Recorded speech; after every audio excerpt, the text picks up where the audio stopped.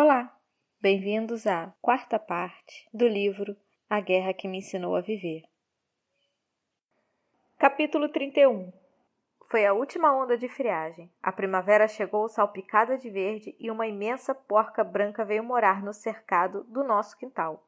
Susan e Lady Thornton a nomearam Senhorita Rochester. Dali a alguns meses, a porca daria cria, o que significava ter bebês, e os porquinhos entrariam num clube de porcos. Os clubes de porcos eram invenção da guerra. A vizinhança reunia as sobras de comida para alimentar um porquinho. Depois de crescer, o porco era batido e a carne era compartilhada entre as pessoas. Os clubes de porcos transformavam sobras que ninguém podia ou conseguia comer em costeletas de porco e bacon. Quase já não era possível encontrar costeletas de porco nas vendas. Todos os dias, a senhorita Elliston, esposa do cuidador da propriedade dos Thornton, juntava as cascas de batata, as cartilagens e outras sobras no balde. O Fred acrescentava as dele, e eu levava o balde dos estábulos até a nossa casa. A Susan acrescentava as nossas sobras e fervia aquela gororoba fedida para a senhorita Rochester. Dava um trabalhão. O Jamie amava a senhorita Rochester. Dava comida, água, recolhia o cocô, espalhava palha fresquinha para ela dormir. Coçava as costas dela com um graveto e, até onde eu sabia, inclusive, cantava para ela. Eu fazia o possível para evitá-la. A Ruth, por outro lado, gostava dela. É uma porca muito boazinha. A Ruth acomodou uma mesinha e uma das antigas cadeiras da cozinha no quintal dos fundos. Ficava estudando ali, numa nesguinha de sol ao lado do cercado, com o bovril no colo e as galinhas bicando a grama sobre seus pés. Vocês tinham porcos lá na Alemanha? Perguntei a ela. Claro que não. Judeus não comem carne de porco. Estou falando como bicho de estimação, não para comer. Ela olhou para cima. Ninguém queria porcos de estimação. A gente tinha cavalos e um cachorro, só isso. Quantos cavalos? 3. Um do meu pai, um da minha mãe e um meu. Ela coçou as orelhas do bovril. O gato amassou as garrinhas em sua perna. Ela não se incomodou. Quando eu era bem pequena, tinha um pônei cinza chamado Schneeflock, floco de neve. Quando fiquei maior que ele, demos para os meus primos mais novos. O que são primos? Tentei apanhar a Penélope. Ela escapuliu. Os filhos do irmão da minha mãe, respondeu Ruth. Se um dia você tiver um filho, e o Jamie também, eles serão primos. Eu me irritava em ver que a Ruth sabia palavras que eu desconhecia. Comecei a aprender inglês na escola, explicou ela. O resto aprendi depressa no campo de internamento. Eu me esforçava muito. Sabia que precisava ter fluência para ir para a universidade. Por que você se importa com a universidade? Quero ser igual ao meu pai, respondeu a Ruth. O meu pai trabalhava nas docas. Todos os pais da nossa travessa trabalhavam. Cadê seus primos agora? Você está perguntando muita coisa, resmungou a Ruth. Não respondi. Ela suspirou. Ainda estão na Alemanha. Meu avô e meu tio eram soldados de cavalaria do exército alemão. Meu tio lutou pela Alemanha na Primeira Guerra Mundial. Então se sente seguro na Alemanha, mesmo sendo judeu. Acha que os outros alemães vão respeitar seu serviço ao país. Ele está lutando contra nós? Ele não está mais em combate, respondeu a Ruth. Está velho demais para isso. Mas ele lutou contra a gente antes? Sim, disse a Ruth. Ele é um bom alemão, não o culpe por isso. Claro que o culpava. Os alemães eram inimigos. Sempre que eu começava a me esquecer disso, a Ruth vinha me lembrar. Ela balançou a cabeça. Sei que é muito difícil receber correspondências da Alemanha nesse momento. Ainda nada da sua avó? Nada de ninguém. A Meg veio para casa nas 2 semanas que rodeavam a Páscoa. Passamos a primeira noite acordadas até tarde no quarto. Estou preocupada com o Jonathan e com a mamãe, e estou me sentindo sozinha e quero ficar em casa. Você está aqui, não é justo, sussurrou ela por entre as nossas camas. A gente havia baixado o blackout e o luar entrava pela janela. Odeio a escola, de verdade. Não odiava, mas agora odeio. Contei a Meg sobre a avó da Ruth. O Jamie e eu devemos ter uma avó também, eu disse. Ora, é claro, respondeu a Meg. 2 avós. Eu estremeci. Talvez as minhas avós tivessem sido tão horríveis quanto a minha mãe. Talvez fosse sorte minha não me lembrar delas. Pena que você não tem nada da sua casa em Londres, comentou a Meg. A sua mãe deve ter deixado algumas coisas para trás. A Maggie me amava, mas jamais entenderia como era a minha vida em Londres. Só o Stephen White e o Jamie sabiam. Eu não tinha notícias do Stephen e esperava que o Jamie tivesse se esquecido. A minha família não tinha nada, respondi. Fotografias, livros, nada disso. Meti o pé direito para fora das cobertas. Eu tenho essa cicatriz. É o que me faz recordar da minha mãe.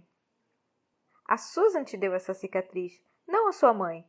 É uma boa cicatriz. É, acho que sim. Mas você também tem outras cicatrizes, não tem? A Maggie rolou o corpo de costas. Vi que ela agarrava a beirada dos lençóis. Todo mundo tem. Invisíveis. Eu respirei fundo. Ar entrando, ar saindo. Levei o pensamento ao alto do campanário, onde doía respirar. Não conseguia imaginar cicatrizes na Maggie. Ela continuou a falar. Então, você entende como é na escola. Todo mundo com medo, tanta notícia de gente morrendo, o maldito rapaz do telégrafo subindo a estradinha de bicicleta. Perto da Maggie, a Ruth se calava ainda mais do que perto de mim.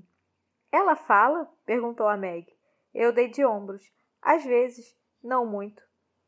Comigo ela fala, disse o Jamie, toda vez que vocês duas vão cavalgar. A Susan contou que a sexta-feira, antes da Páscoa, era chamada de Sexta-feira Santa. Era um dia especial para lembrarmos a morte de Jesus na cruz. Esse ano, porém, disse ela de manhã, ocorre que também é um dia especial para Ruth. É o primeiro dia de um feriado judaico chamado Pesach. Antes do jantar, a Susan despejou água salgada em várias tigelinhas. Mandou a Maggie pôr uma ao lado de cada um dos nossos pratos. Me entregou vários ramos de salsa. Ponha um raminho junto a cada tigela, disse ela. Onde você arrumou salsa? Nós havíamos começado a cultivar uma hortinha, mas até então só estavam brotando rabanetes e alface. A senhorita Elliston tinha um pouco crescendo na estufa, respondeu a Susan. Abriu uma garrafa do vinho de Lady Thornton, coisa que raramente fazia, e serviu um tantinho em cada copo à mesa. Não é muito, mas pelo menos a Ruth vai saber que pensamos nela. Quando a Ruth viu a mesa com o vinho e a salsa, levou as mãos à boca. Seus olhos se encheram de lágrimas. Ai, obrigada! Eu não sei preparar um ceder de verdade, lamentou a Susan. Mas você sabia que era Pesach, disse a Ruth. Enquanto nos sentávamos, a Ruth explicou que na primeira noite do Pesach, toda a família se reunia para uma refeição especial chamada ceder. Vinho, salsa e água salgada faziam parte da refeição. Uma vez, ainda na universidade, eu participei de um ceder, contou a Susan. Você gostaria de fazer as 4 perguntas? A Ruth olhou o Jamie. Normalmente, a pessoa mais nova é quem faz as perguntas. Quais são as 4 perguntas? Indagou o Jamie. A Ruth respirou fundo. A primeira é: por que essa noite é diferente de todas as outras? O Jamie baixou o garfo, deitou as mãos no colo e repetiu. Por que essa noite é diferente de todas as outras? A Ruth permanecia sentada, imóvel. Após uma pausa, disse: molhamos a salsa na água salgada para convertermos nossas lágrimas em gratidão. Apanhou a salsa, molhou na tigela e comeu. Assim fizeram a Susan, o Jamie, a Maggie e um pouco depois Lady Thornton e eu. Um amargor salgado me preencheu a boca. Tinha gosto de lágrimas. Capítulo 32. Eu não podia levar a Ruth ao alto do campanário. O vilarejo jamais deixaria uma alemã participar da observação de incêndios. Numa noite clara, porém, algumas semanas depois, fiquei acordada até tarde e a levei para fora. O chalé era todo rodeado de árvores, mas fomos avançando pela viela até ter uma vista aberta do céu. A Susan me mostrou uns desenhos no céu, comentei. Um arado e um dragão. A Ruth deu de ombros. Óbvio, eu conheço. Você acha que foram os ingleses que inventaram a astronomia? Kepler era alemão. Quem é Kepler? Parecia Hitler. A Ruth riu. Ah, Ada, por que você me arrastou aqui para fora? Eu queria que você visse isso. As estrelas me traziam uma sensação boa. Talvez ajudassem a Ruth também. Talvez a sua avó esteja olhando essas estrelas. Eu disse, as mesmas, nesse exato instante. A Ruth apertou os lábios. O que você quer que eu diga? Perguntou ela depois de uma pausa. Nada. Achei que você precisava ver, só isso. Ela caminhou de volta em direção à casa. Não se preocupe com o que eu preciso. Em 13 de maio de 1941, Comemorei pela primeira vez meu verdadeiro aniversário. Completei 12 anos. Eu só conhecera a data do meu nascimento no mês de setembro anterior, quando minha certidão foi encontrada. A Susan havia preenchido as nossas carteiras de identidade com datas inventadas e comemorara os nossos aniversários de mentira. A mãe nunca comemorava aniversários. A mãe nunca comemorava nada. A Meg havia retornado à escola, mas a Ruth e o Jamie colheram flores das sebes e enfeitaram a mesa do café da manhã. A Susan me deu um pedaço de bacon e um ovo frito inteiro. Ela e Lady Thornton empilharam presentes perto do meu prato. 3 livros novos. Era demais. Um pânico feito do campanário me invadiu a pele.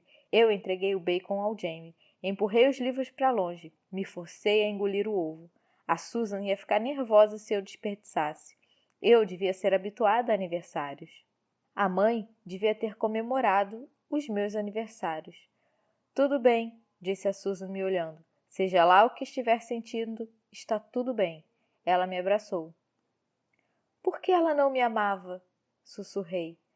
Porque ela tinha problemas. Lembre-se disso. Quem tinha problemas era ela, não você. Eu antes tinha o pé ruim, mas que agora funcionava melhor. O pé não era o motivo. Devia haver outra coisa errada comigo. A maioria das mães amava os seus filhos. Eu fui até o jardim. A Ruth veio atrás. Do que você tem medo? Perguntou ela. Não estou com medo, respondi. Eu nunca sinto medo. Ah, você também diz que não tem nada de errado com seu pé. Meu pé fica muito longe do meu cérebro, retruquei. Ela arqueou as sobrancelhas. Claro! Quem disse que não fica? Eu estou indo aos estábulos, vou dar uma volta. Dei 2 passos e me virei de volta para Ruth. Quer vir? Capítulo 33. É meu aniversário, eu disse ao Fred. A Ruth vai cavalgar comigo para comemorar. O Fred remexeu a boca. Lady Thornton sabe disso? Não, respondi. Havia encontrado um par de culotes antigos da Meg no nosso guarda-roupa. Eram meio curtos para Ruth, mas ela puxou as meias por cima. Corremos até os estábulos sem dizer nada a ninguém. A Ruth pode cavalgar o Manteiga. Ele é meu pônei, e eu decido quem monta nele. Eu vou na Era. A Meg não se importaria. Se pegássemos alguns dos outros cavalos, Lady Thornton ficaria irritada. Lady Thornton foi para o escritório do SVF. Não vai descobrir. Nunca vamos contar a ela. O Fred me olhou com uma carranca. Isso não está certo. Tá sim, respondi. O certo e o autorizado às vezes são coisas diferentes. O Fred coçou a cabeça e suspirou. Vocês duas façam o favor de ficar longe da cidade. Montada no Manteiga, a Ruth não conseguia parar de sorrir. Eu nunca a vira sorrir tanto. Disse isso a ela. Eu sei, ela respondeu, gargalhando enquanto trotávamos pela margem de um prado. Estou com as bochechas doídas. Ela deu uma batidinha no pescoço do Manteiga. Que pônei adorável! Cavalgava com competência, sem esforço. O Manteiga também parecia sorrir. Levei a Ruth até o topo da colina de vigia. O sol brilhava forte e quente. O ar cheirava a sal e grama nova. O mar se estendia imenso e azul, com ondas brancas junto à costa e nenhum barco de pesca à vista. A Era jogou a cabeça para trás. Sua longa crina roçou meus joelhos. No verão passado, eu descobri um espião alemão. Comentei. Estava aqui em cima e o vi num barco remando para a praia. A Ruth ergueu as sobrancelhas. Um espião de verdade? Eu assenti. Ele tinha um conjunto de rádio sem fio. Bem, pode ter certeza de que eu não sou espiã. Não tenho rádio sem fio. Eu sei, respondi. O Jamie revirou suas coisas logo que você chegou. Por um instante a Ruth pareceu irritada. Então irrompeu numa gargalhada. Que horror! Que crianças terríveis! Ali fora, sobre o sol, parecia engraçado. Demos meia volta com os pôneis. A Era começou a saltitar. Quer galopar? Perguntei. Costumamos descer a galope. Por favor. A Ruth disparou com manteiga. Eu segui logo atrás. Mostrei a Ruth a praia onde o espião havia desembarcado. Nós contornamos a cidade e então pegamos um caminho mais longo pelas terras da família da Meg. A maioria dos pastos agora abrigava plantações. Lady Thornton contou que o Sr. Elliston havia dobrado o número de acres lavrados. O governo disse ao Sr. Elliston exatamente o que plantar. Batatas, nabos e linho, expliquei a Ruth. A Ruth franziu o senho. Não conheço linho. Tem gosto de quê? Eu dei de ombros. Sei lá. Supunha que em breve comeríamos. Eu havia comido todo tipo de esquisitice desde que fora morar com a Susan. Circundamos um bosque de árvores e demos de cara com um trator parado à margem do terreno. Uma das lavradeiras remexia qualquer coisa sobre o capô. O capô não parava aberto e insistia em bater no cotovelo dela. Oi, me ajude aqui, pode ser? Disse a lavradeira. Desci da era e entreguei as rédeas a Ruth. Segure a ponta do maldito capô, disse a garota. O conserto não é difícil, só preciso de 1 minuto. A lavradeira era um pouco mais velha que Ruth. Usava uma camisa verde, botas de borracha e calças rasgadas, cortadas acima dos joelhos. Deu uma pancada no motor com uma chave inglesa. Aqui, isso deve resolver. Ela assentiu para mim. E eu larguei o capô. Ele se fechou com estrondo. Agora é só dar a partida nessa porcaria. Ela estendeu a mão. Obrigada pela ajuda. Você deve ser a senhorita Margaret. Eu sou a Rose. Eu sou a Ada, respondi, apertando a mão da Rose. Ada Smith. Ah, bem, obrigada de todo modo. Até. Ela vai contar? Perguntou Ruth quando eu subi de volta na cela. Contar a quem? As lavradeiras mal falam com Fred. Quem dirá com Lady Thornton? Começamos a trotar. O Fred não gosta das lavradeiras. Diz que são ligeirinhas. O que é isso? Não faço ideia, mas parece divertido. Nós trotamos de volta pelo campo de batatas que agora cobria o grande gramado da frente dos Thornton. A Ruth analisou a casa. É muito grande. É, concordei. Que nem uma estação de trem. A Ruth riu outra vez. Parece mesmo uma estação de trem. Você é terrível, Ada. Eu gosto de você. Ao fim da cavalgada, eu guardei os pôneis. Depois, no depósito, a Ruth tornou a vestir a saia. Vou ajudar com as tarefas, ela disse. Melhor não, respondi. Vou sim. Você vai ficar fedendo a cavalo. A Ruth deu um fungado apreciativo. Sim, o melhor cheiro do mundo. Ela me abriu um sorriso. Não se preocupe. Antes de entrar em casa, eu faço uma visita à senhora Rochester.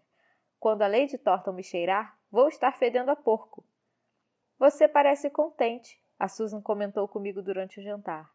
Ela me havia feito um bolo de aniversário, bem pequenino, com uma única vela em cima, pois 12 não iam caber e porque estava difícil de arrumar velas. Foi cavalgar? Se meteu numa aventura? Eu tive o cuidado de não olhar a Ruth. O manteiga foi maravilhoso, respondi. Lady Thornton sorriu. Que ótimo! Depois disso, passei a permitir que a Ruth cavalgasse o manteiga 1 ou 2 vezes por semana, durante as idas de Lady Thornton à cidade. O Fred resmungou, até que contei a ele que o avô e o tio da Ruth haviam servido à cavalaria. Os cavaleiros alemães foram os melhores de toda a história, disse o Fred. Eu mesmo fui criado de um cavaleiro britânico na Grande Guerra, por isso eu sei. E olhe só para ela, bela postura, mãos sublimes. A Ruth cavalgava com força, paciência, fluidez e graça. O manteiga ia melhor com ela do que comigo. Quando comentei isso, a Ruth assentiu. Balance os quadris, disse ela. Solte os músculos. Se você tentar ficar imóvel, o cavalo te faz quicar. Eu tentei. Os meus músculos não soltam. Estou vendo. Você está muito rígida. Eu me indignei. A maioria das pessoas diz que eu cavalgo bem. Ah, sim, ela respondeu, por os padrões ingleses. O que era um insulto sobre qualquer ponto de vista. Não faz muito tempo que eu cavalgo, expliquei. Só desde que cheguei aqui. E você sabe que eu tinha o pé torto. A Ruth me olhou de maneira avaliativa. O pé torto que nunca te fez mancar? O pé torto que não tem nada de errado? Estou melhor agora, respondi. Eu fui operada no ano passado. Antes disso, o meu tornozelo era todo curvado. Sem muletas, eu mal conseguia andar. A Ruth me observou. Solte os pés do estribo. Balance as pernas assim. Ela demonstrou, eu tentei. Não, balance a partir do alto, bem do alto. Doía, mas de um jeito bom. Melhorou, disse Ruth. Agora solte os joelhos.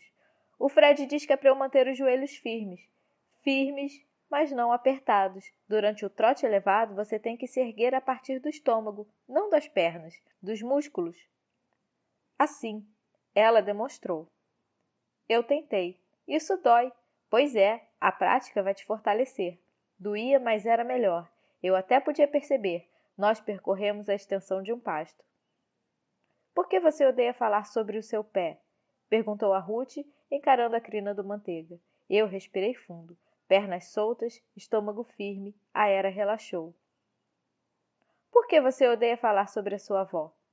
Eu me preocupo com ela, respondeu a Ruth. Falar a respeito me deixa mais preocupada.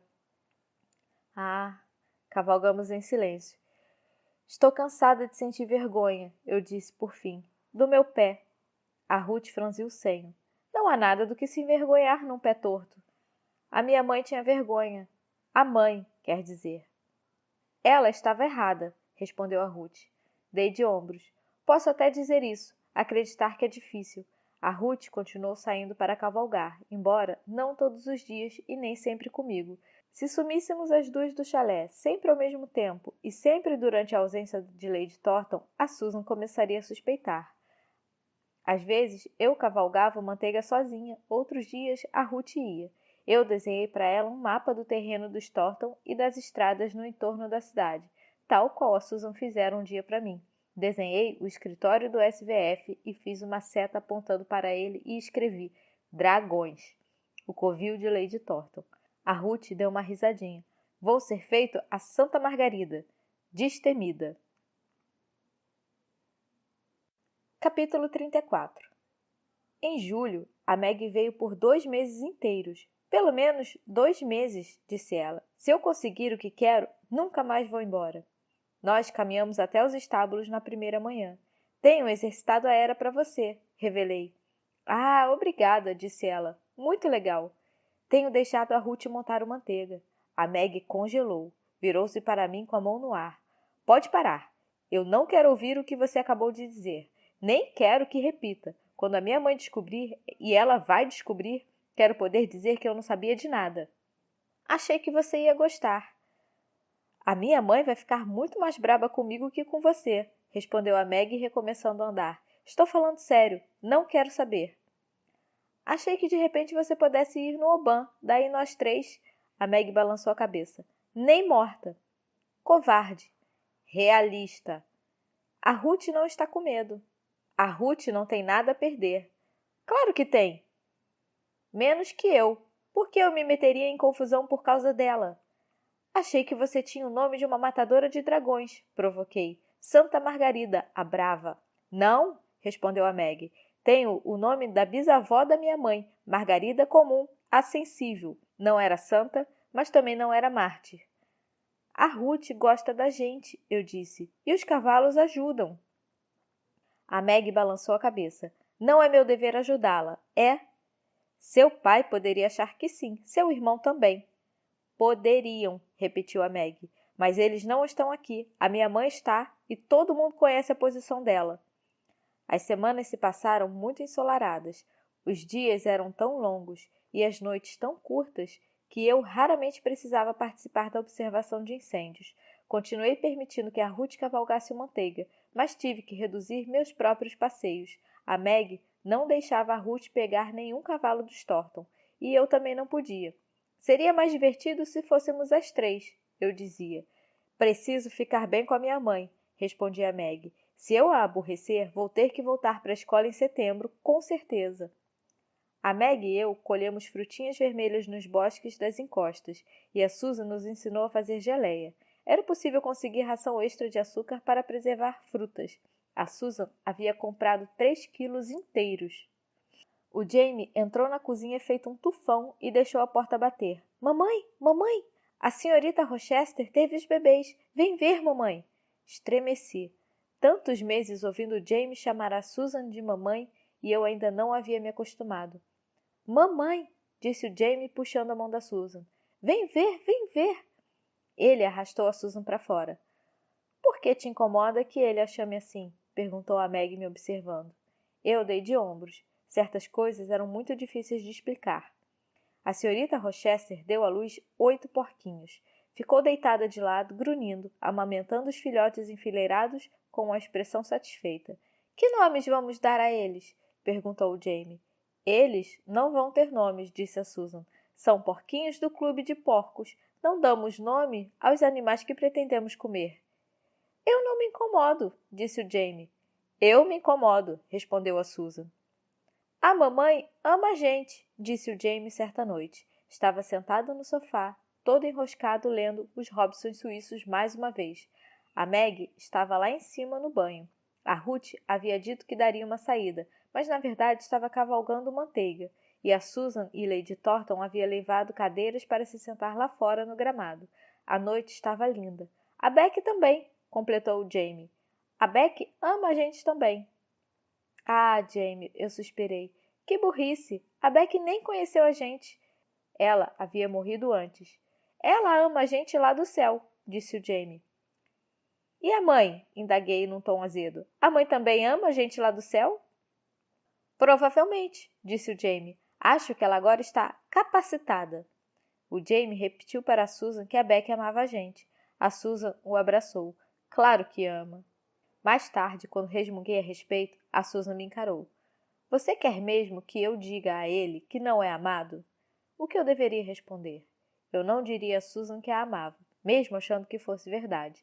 As palavras podiam ser tão perigosas e destrutivas quanto bombas. Acha que a mãe está capacitada agora que morreu? Perguntei em vez disso. A Susan inclinou a cabeça. É um bom pensamento, respondeu. Talvez todos nos tornemos versões melhores de nós, mesmo depois da morte. Talvez todos alcancemos o céu no fim das contas. Capítulo 35. No meio de agosto, eu estava escalada para a observação de incêndios com Lady Thornton, mas convenci a Meg a me acompanhar no lugar da mãe. A lua estava meio cheia, o ar limpo e morno. O vento soprava do mar. De tão claro que ainda estava o céu, mesmo as estrelas mais vistosas brilhavam fracas. Vocês já viram uma bomba ou um incêndio de verdade? Perguntou a Meg. Ela caminhava pelo campanário totalmente à vontade. Não. Desde o fim da Batalha da Grã-Bretanha, a maior parte da guerra tinha sido deslocada para outros pontos da Inglaterra. No ano anterior, os alemães haviam soltado apenas 3 bombas nos arredores da nossa vila. Nenhuma atingira construções, e a única morte fora de uma ovelha. A Meg me olhou. Então por que você está com medo? Não estou. Seja honesta, estou vendo que está com medo. Não tenho medo das bombas, respondi. Tenho medo de ficar presa. Eu me assustei com as minhas próprias palavras. Não sabia de onde viera aquilo, mas sabia que era verdade. Eu tinha medo de ficar presa. Presa onde? Indagou Meg. Não sei. Eu... Espalmei as mãos. Em tudo. Sonho com paredes caindo por cima de mim, imobilizando outra vez a minha perna, ou com bombardeios, e daí fico presa. Ou então me vejo de volta no apartamento, enfiada debaixo da pia, e nunca consigo sair.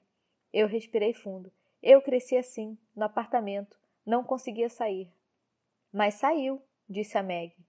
Soltei uma risada trêmula, quase à beira das lágrimas. Acho que sim. Só que ainda preciso ficar de olho. Tenho que tomar cuidado, para que nada de ruim volte a acontecer. Ela tinha os olhos cheios de compaixão. Você antes não podia evitar que coisas ruins acontecessem. E ainda não pode, na verdade. Isso não cabe a você. Eu caminhei até a beirada da mureta. Encarei o mar, negro feito carvão. Estou observando os incêndios pela segurança do Jamie, afirmei. Do Jamie, minha e de todo mundo. Não está, disse a Meg. Você está assumindo um turno da observação, só isso. Se não estivesse aqui, outra pessoa estaria. Você estaria em casa, dormindo e segura do mesmo jeito. Por favor, pare de falar.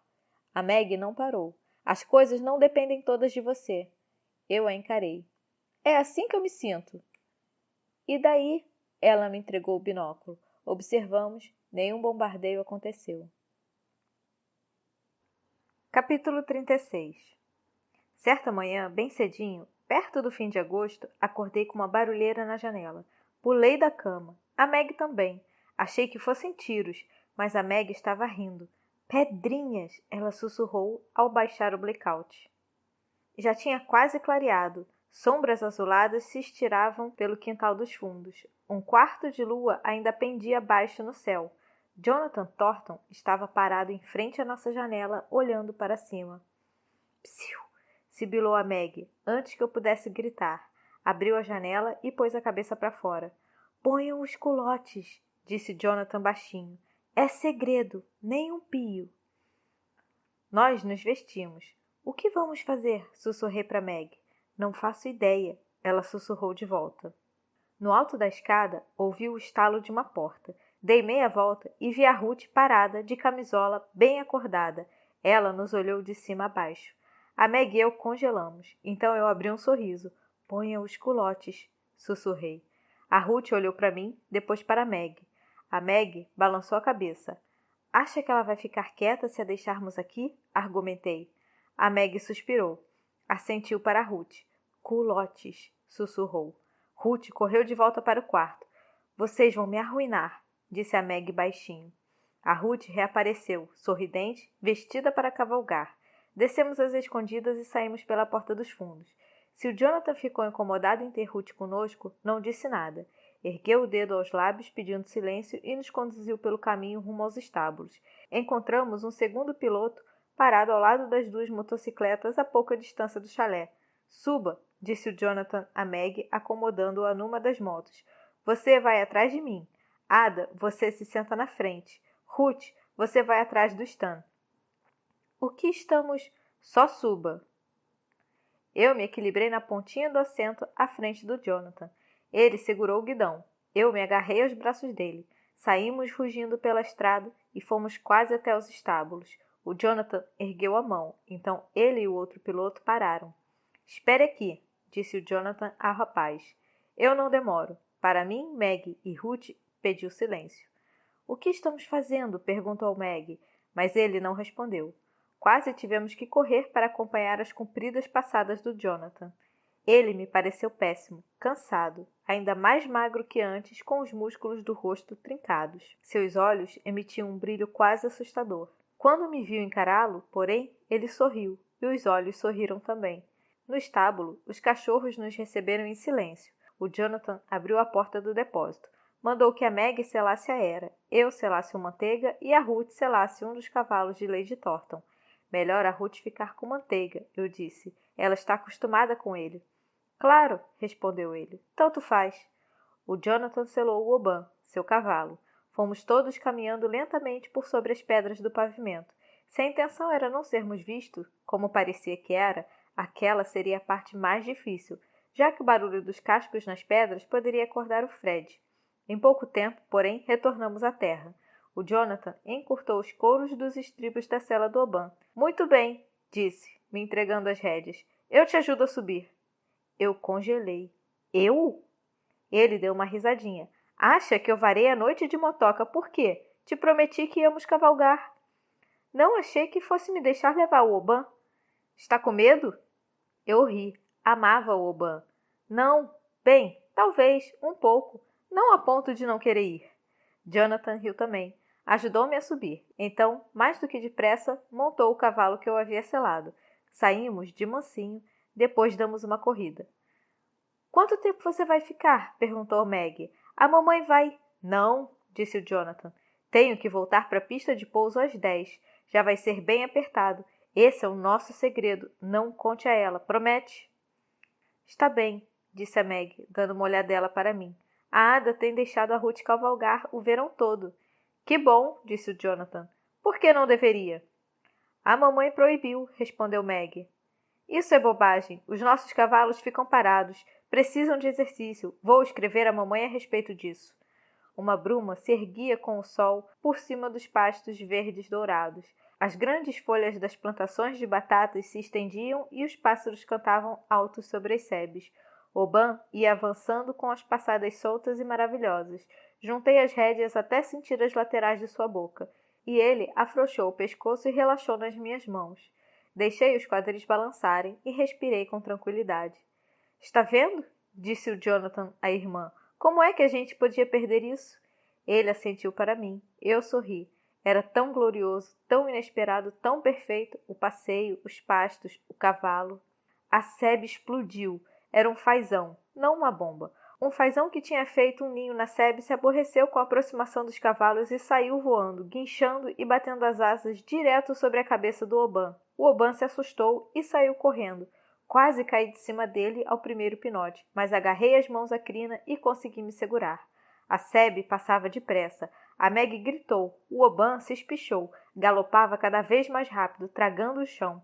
Eu issei o corpo para cima feito um jóquei e as pernas esticadas nos estribos, lutando contra o pânico. Puxei as rédeas. Não tinha força para freá-lo. Ele estava totalmente descontrolado. Endireitei o corpo. Endireite o corpo! Brandou Jonathan bem atrás de mim. Segure firme! O vento me fazia lacrimejar. A sebe avançava feito um borrão. Eu tinha a respiração travada na garganta. As pancadas do galope do cavalo ecoavam no meu corpo. Estávamos voando. Voando. Voando de verdade. O Manteiga nunca na vida seria tão ligeiro. O Oban era um puro sangue criado para correr. Espichou mais o pescoço, alongou ainda mais as passadas. De súbito, meu medo desapareceu. O Oban estava voando e eu ia com ele, voando. Eu estava voando. Era a melhor e mais feliz sensação do mundo. Larguei as mãos da crina do Oban, afrouxei as rédeas, deixei as mãos ondearem com os movimentos da sua boca. Em vez de puxá-lo, dei um chutinho. Ele aprumou a traseira e acelerou. O Oban amava correr e eu amava a corrida do Oban. Dei outro chutinho, berrei. Ele seguiu acelerando, numa marcha deslizante como o vento, fluida feito água corrente. Eu avançava com ele, sem esforço. No dia que eu fui evacuada, olhei pela janela do trem e vi uma garota galopando num pônei, acompanhando o meu vagão. Agora eu era essa garota.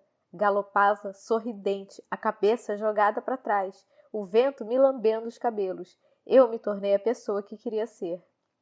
No extremo oposto do pasto, o Oban começou a ficar ofegante, e eu também. Baixei o corpo, ele reduziu o galope a um trote, depois a um passo calmo. As laterais do seu corpo pingavam de suor, soltando um vaporzinho. Eu o virei para Meg, a Ruth e o Jonathan, que se aproximavam a meio galope, a quase 1 quilômetro de distância. — Tudo bem? Perguntou o Jonathan. Acenei para ele e alisei o pescoço suado do Oban. — Bom garoto! Sussurrei com umas batidinhas. — Boa menina! Bom garoto! Desculpe, disse o Jonathan, já mais perto. Tudo bem mesmo? Ele assustou com o fazão, mas não sei por que disparou daquele jeito. Fui eu, respondi. Eu mandei ele ir mais depressa. Ah, é? Eu assenti. Foi maravilhoso. A Ruth e a Meg riram. Falei para você, disse a Meg ao Jonathan. Ele sorriu. É, mas eu não acreditei. Demos meia volta e retornamos aos estábulos em meio ao suor vaporoso dos cavalos. Você é sempre assim tão corajosa? Indagou o Jonathan. Não foi coragem, respondi. Eu não caí. Então começamos a voar. Nós dois queríamos correr, então corremos. Ele ergueu o olhar de leve para mim. Que bom que eu vim hoje. Vou contar de você para os rapazes da pista de pouso. Você vai enchê-los de coragem, isso sim. Eu duvidava, mas tudo bem.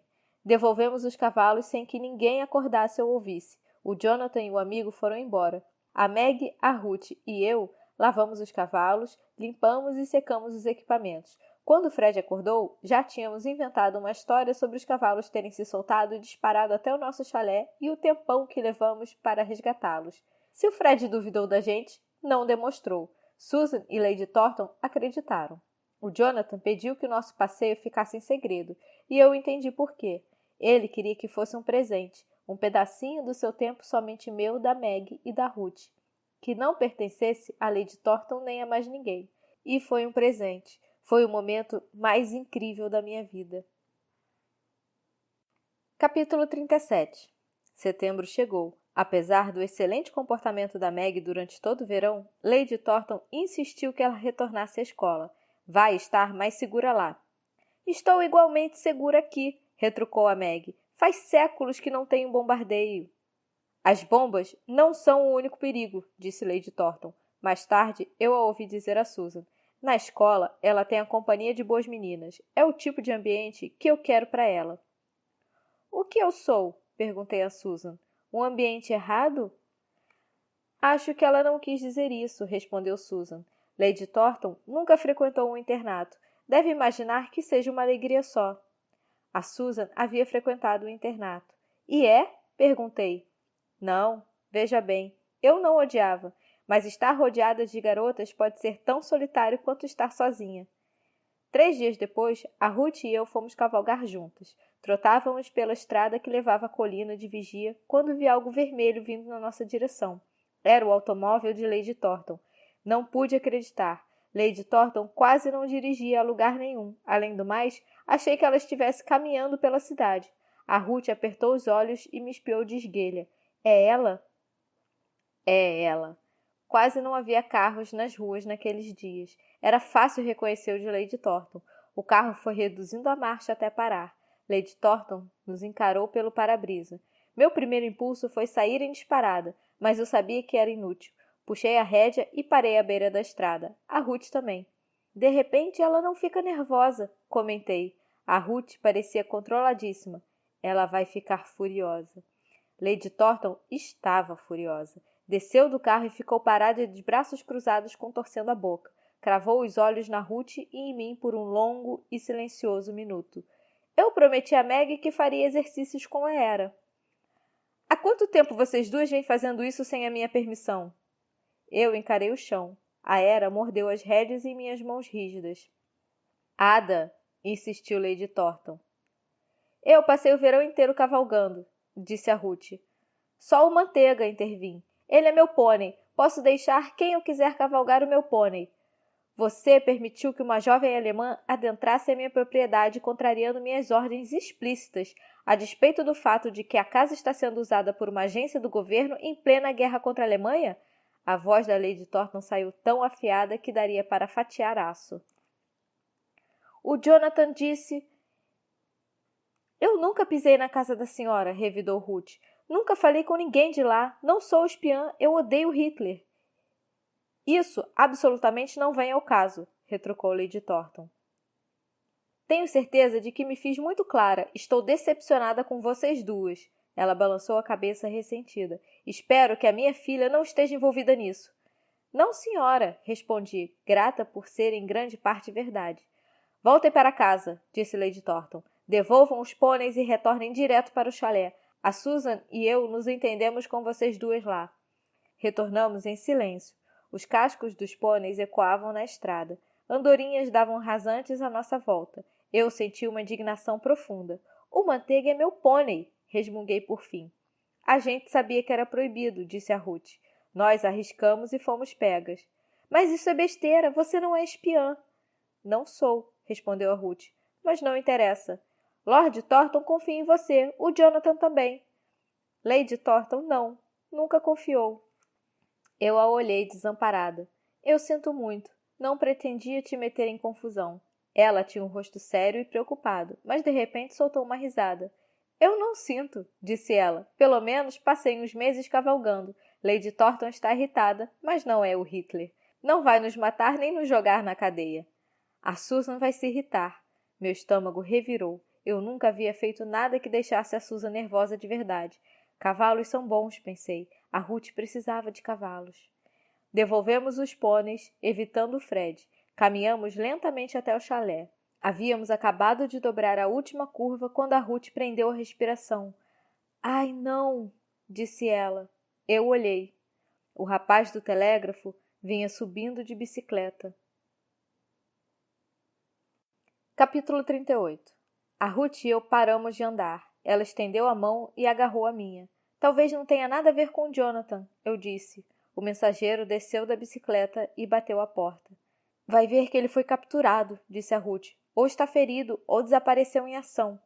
Lady Thornton atendeu à porta, viu o mensageiro, a cor se esvaiu do seu rosto. Talvez tenha precisado saltar do avião sobre as linhas inimigas. Lady Thornton agarrou o telegrama da mão do rapaz, abriu com as mãos trêmulas, fechou os olhos e desabou no chão. Ele estava aqui com a gente, sussurrei. Estava tudo bem. A Ruth apertou meus dedos. Lágrimas deslizaram por seu rosto. A Susan subiu com Lady Thornton para o quarto. Eu não sabia onde estava o Jamie. Temia ter que contar a ele. Vai chegar um rapaz do telégrafo para Meg também, concluí. Ele cruzaria a estradinha até a porta da escola e a Meg observaria pela janela da sala de aula, com o coração apertado. A gente não pode mudar isso, disse a Ruth. Do alto da escada, ouvimos um gemido longo e cansado. Enterrei a cabeça nas almofadas do sofá e sufoquei as lágrimas.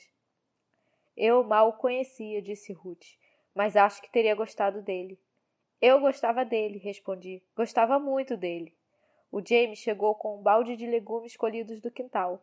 Cadê a gororoba? Perguntou ele. Está na hora da comida da senhorita Rochester. A gororoba ainda fervia no fogão. O fundo estava queimado, mas a senhorita Rochester não ia se incomodar. Despejei no balde do Jamie. Só dê para ela depois de esfriar. O Jamie me observou. O que aconteceu? Eu não conseguia dizer as palavras. A Ruth disse por mim. Jonathan Thornton morreu. Não! Gritou Jamie. Não, não, não, não! Sim, eu disse, agarrando com força seu corpinho trêmulo e soluçante. A Ruth e eu fizemos o jantar, mas só o Jamie comeu. Fizemos um bule de chá. Quando a Susan tornou a descer, entreguei a ela uma caneca. Ela deu um golinho e os seus olhos se encheram d'água. Você adoçou. Você sempre adoça. Ela esfregou o rosto com as mãos. Que dia horrível, horrível. O que vão fazer com o corpo? Perguntei. Era péssimo imaginar o Jonathan Thornton numa caixa. O avião explodiu sobre o Canal da Mancha, disse a Susan. O corpo não vai ser resgatado.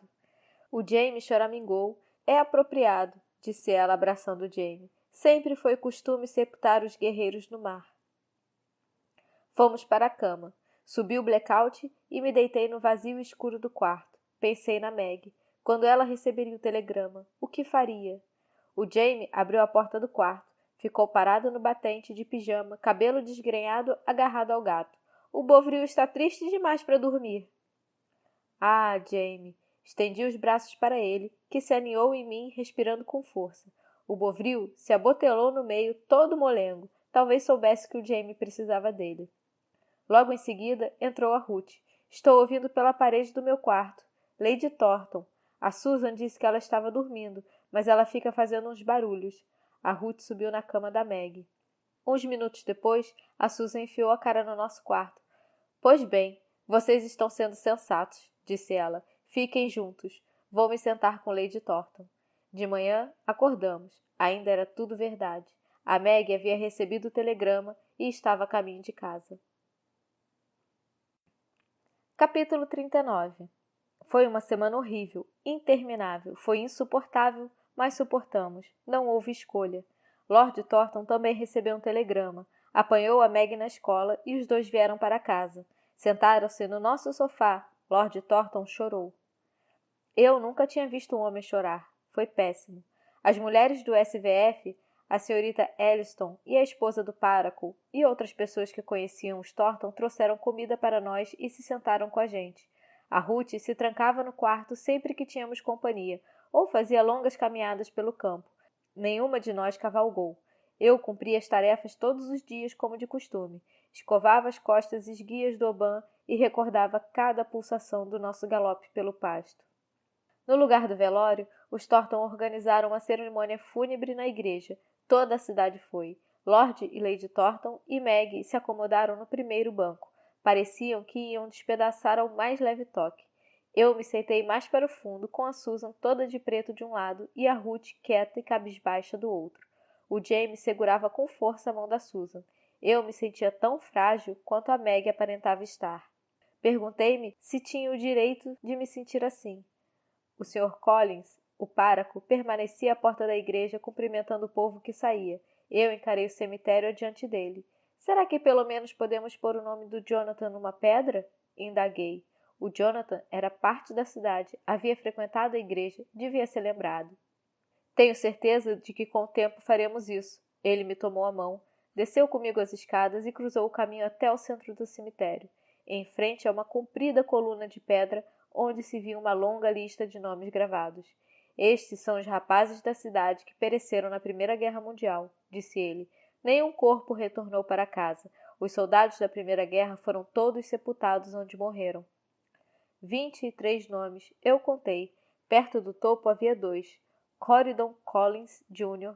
e Charles Collins. Toquei os nomes e encarei o Sr. Collins. Pois é, disse o pároco, eram meus filhos, rapazes adoráveis, os 2. Ele baixou a voz a um sussurro. Rapazes adoráveis, adoráveis. Eu odiava a guerra. Lord Thornton retornou ao trabalho, seja lá onde fosse. A Meg retornou à escola, por mais que tivesse implorado e suplicado para ficar em casa. Lady Thornton virou um animal selvagem aprisionado no chalé. Ela nunca dormia. No meio da madrugada, nós a ouvíamos circular pelo quarto. Andava de um lado para o outro. Abria a janela, tornava a fechar. Às vezes descia a escada fazendo ranger violentamente o quinto e o sexto degraus, e então ficava acordada no sofá, encarando a escuridão, ou percorria a sala de estar de uma ponta a outra. Durante o dia permanecia sentada à mesa, segurando xícaras de chá até esfriarem. Eu nunca a via comer, só bebericar o chá. Ela estava acabando com a nossa ração de chá, mas a Susan fazia bules frescos e não ligava. O que ela pensa quando olha para mim? Perguntou Ruth a Susan. Eu não achava que Lady Thornton sequer pensasse na Ruth. Não achava que ela pensasse em ninguém além do Jonathan. A Ruth e eu confessamos as cavalgadas a Susan. Lady Thornton ficou braba, revelei. Sei que você vai ficar também. A Susan soltou um suspiro. Não exatamente. Acho que você não devia ter feito isso sabendo que ela não tinha permissão de Lady Thornton. O Manteiga pode ser seu pônei, mas vive na propriedade dos Thornton. Sei que tudo isso agora parece de uma irrelevância terrível. Quer dizer que ninguém se importa muito com quem cavalga qual pônei agora que o Jonathan está morto? Isso mesmo, disse a Susan. Eu preferia ter arrumado problemas. Sempre que eu me sentia sobrecarregada, minha cabeça dava uma escapulida. O problema era que a tristeza insistia em me pegar de surpresa. Eu estava lavando a louça do café sem pensar em nada e, de repente, meu estômago dava um nó e eu sentia vontade de chorar. E tudo o que era possível fazer era desligar a cabeça. Eu não sabia ao certo se tinha o direito de estar tão triste. Comparado aos Thornton, não havia perdido nada. Não é uma competição, disse a Susan quando contei a ela. Você também tem o direito de sofrer. A Ruth foi passar 2 semanas no campo de internamento para celebrar com a mãe uns feriados judaicos dos quais eu nunca tinha ouvido falar. Queria ter ido com ela, queria fugir. Aguente, disse a Susan. É só o que podemos fazer. Quer dizer, só sentir? A Susan puxou Jamie para o colo. O Jonathan está no céu, disse ela, apertando Jamie com força. Acreditar nisso melhora as coisas? Perguntei. A Susan olhou para cima. Isso. A maioria das pessoas tira conforto na ideia da vida eterna. Agora o Jonathan é igual à mãe, disse o Jamie. Não, ele não é nada igual à mãe, retruquei irritada. Os dois estão mortos, disse o Jamie. Estão no céu, com o Billy White. Eu esperava que o céu fosse um lugar bem grande. Esperava que o Jonathan fosse esperto o suficiente para ficar bem longe da mãe. Uma das lavradeiras falou que as pessoas que vão para o céu viram anjos, eu disse, e contou que todo mundo no céu usa roupa branca e toca harpa. A Susan tinha me mostrado a imagem de uma harpa na Bíblia. Parecia ridículo. Se fosse para ser feliz no céu, eu ia querer cavalos. Ninguém sabe como é o céu, respondeu a Susan. Ninguém nunca voltou para contar. Mas não acho que as pessoas se transformem em anjos. Acho que os anjos são diferentes. Por quê? Perguntou Jamie. Só acho. Que resposta fraca. As perguntas todas eram impossíveis e as respostas eram insuficientes. Não sei por que estamos lutando essa guerra, ralhei. Por que o Hitler não fica quieto no lugar dele? Estamos lutando para Ruth poder ter a avó dela de volta, disse o Jamie. Isso mesmo, concordou a Susan. Estamos lutando pela avó da Ruth e por todas as pessoas feito ela, por todas as pessoas a quem o Hitler quer fazer mal. Se eu pudesse ver o céu no mapa, me sentiria melhor. No cantinho, talvez, bem longe da Alemanha ou mesmo da Inglaterra. Lá adiante, onde ficavam os dragões, talvez o Jonathan pudesse voar até lá, ou chegar num cavalo muito ligeiro, chegar no céu a galope. Gostei disso. Capítulo 40. A Susan ainda lia para a gente à noite. Estávamos na metade do livro da selva. Na segunda semana após a morte do Jonathan, Lady Thornton torceu o nariz tão logo a Susan começou. Precisamos mesmo disso todas as noites? Indagou ela das profundezas da poltrona de braços. Não podemos ter uma única noite de paz? Nós a encaramos. Nunca líamos a noite toda. A gente parava e ligava o rádio para ouvir o noticiário das 9. Só um capítulo, respondi. A Susan já havia fechado o livro e se levantado. Vou levar a Ada e o Jamie lá para cima. Não era tão gostoso lá em cima, longe do fogo, embora estivesse quentinho e não precisássemos da lareira. Durante a subida, o Jamie chutou o corrimão. A Susan lhe agarrou o ombro com força. Ele não falou nada, mas fez cara feia. A gente vai ficar bem aqui em cima, disse a Susan. A gente estava bem lá embaixo, resmunguei. Ela está sendo horrorosa, disse o Jamie. Ela está de luto, disse a Susan. Ainda está muito cedo e vocês precisam relevar. O luto de Lady Thornton havia começado a parecer raiva. Eu conheci essa sensação. Ela está com raiva de tudo agora, comentei. Com raiva de nada ou de tudo, eu costumava me descontrolar tanto. Já não me sentia assim, nem quando pensava na mãe. Consegui estancar meus sentimentos e deixá-los sob controle. A Susan apertou a minha mão. Pois é. O Jamie subiu o restante dos degraus em silêncio. Entramos no quarto dele e nos acomodamos na cama. A mãe também vivia com raiva de tudo, disse ele baixinho. Eu girei a cabeça bruscamente. Por causa de mim, por causa do meu pé. Ela havia repetido incontáveis vezes. O Jamie balançou a cabeça. Não, ela tinha raiva de tudo. Eu o encarei. Aquelas palavras me invadiram o cérebro. Um nó que eu não sabia que carregava se desfez, bem na minha barriga. A mãe estava sempre com raiva. De tudo, o tempo todo. A mãe nunca sentira nada além de raiva. Até sorrindo sentia raiva por dentro. Sem tristeza, sem alegria, só raiva. Jamais tivera a ver comigo. Eu não conseguia respirar. Fui até a janela e olhei para fora, sem ver nada, agarrando com força o peitoril. Não tinha sido minha culpa. O Jamie batucou com os pés em cima da colcha. Você ficou com raiva quando a Beck morreu? Perguntou ele. Fiquei, respondeu a Susan. Senti muita coisa. Raiva, sem dúvida, foi uma delas. Você ia ficar com raiva se eu morresse?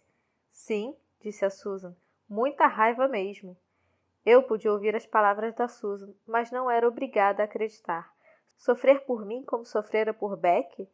Eu não queria ter todo esse peso. Não sou tão importante, retruquei. Felizmente você não manda nos meus sentimentos, disse a Susan.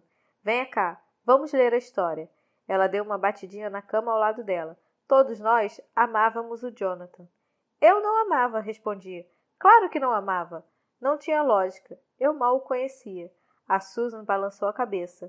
O amor não é tão raro quanto você pensa, Ada, disse ela. Podemos amar todo tipo de gente de todas as maneiras possíveis, e o amor não é de forma alguma perigoso. Claro que era. Jonathan Thornton estava morto. Querida Ada, escreveu a Meg da escola, como vai minha mãe? Estou contando com você para me contar a verdade. O que eu podia responder? Querida Meg, estou com saudades. A sua mãe não dorme nunca, também nunca parece acordada. É como se estivesse presa no meio do caminho. Eu escrevia para Meg toda semana. Escrevia todas as verdades que podia, mas não dava para contar tudo. Querida Meg, tentamos fazer a sua mãe comer, mas ela nunca come. Não dá para culpá-la com uma comida tão ruim. Na quarta-feira, a Susan mandou que ela fizesse as compras, pois achou que uma caminhada lhe faria bem. Ela voltou com um pedaço de carne de baleia de verdade. Disse que era a única coisa que o peixeiro tinha quando chegou a vez dela na fila. A Susan ficou braba, mas no dia seguinte foi sozinha fazer as compras e descobriu que era verdade. A carne de baleia era tenebrosa. No fim das contas, demos quase tudo à senhorita Rochester. Ela ficou com gases. A cidade inteira deu risada daquele horror de carne. Querida Meg, estou com saudades. Noite passada, sua mãe enfim conseguiu dormir. Teve um pesadelo e começou a gritar. Acordou todo mundo. O Jamie ficou com tão medo que dormiu o resto da noite na cama da Susan. A Susan diz que se a sua mãe se permitisse chorar durante o dia, talvez facilitasse. Claro que eu jamais poderia escrever isso. Querida Meg, e você? Como você está? Querida Ada, não quero parecer odiosa. Estou triste, muito triste. Eu gostava demais do Jonathan. Eu o amava, claro, mas estava acostumada a não tê-lo por perto, ainda mais estando na escola. Quase não convivia com ele, então de fato não sinto falta dele, mesmo que esteja triste por ele estar morto. Às vezes percebo que me esqueci dele por algumas horas. Acho que sinto falta da ideia dele, mais do que dele em si. Isso faz de mim uma pessoa ruim? Temo que sim. Você é a única pessoa para quem eu posso contar isso. Não confio nas garotas daqui como confio em você. Imagino que você saiba quanta maldade pode haver nos outros, então é provável que não fique chocada. Querida Meg, é claro que eu não fico chocada. Nada a seu respeito poderia me chocar. Eu odeio essa guerra horrível. Capítulo 41. A Ruth retornou com a expressão mais séria do que nunca. Contou que a mãe enfim recebera uma carta da Alemanha. A avó da Ruth havia sido levada a um campo de internamento chamado Ravensbrück. Parece bom, eu disse. A sua mãe está num campo de internamento e está bem. Os olhos da Ruth faiscaram. Os campos do Hitler são muito diferentes dos ingleses, disse ela. Deu um tranco em mim e na Susan para passar. Com licença. Eu subi a escada atrás dela e me sentei em sua cama. Vá subir a colina com manteiga, eu disse. Você vai se sentir melhor. Ela não vai deixar. Ela só te proibiu de entrar na fazenda. Eu selo manteiga e aera e te encontro na estrada. A Ruth me encarou desconfiada. Por que você faria isso? Os cavalos ajudam, respondi. Eu sei. Por que você se importa? Por que eu não me importaria? A Ruth morava comigo. Eu sou alemã, sou judia, sou inimiga de todo mundo. Eu cresci presa num quarto. Você não é minha inimiga. Respirei fundo. Eu nunca tive uma irmã.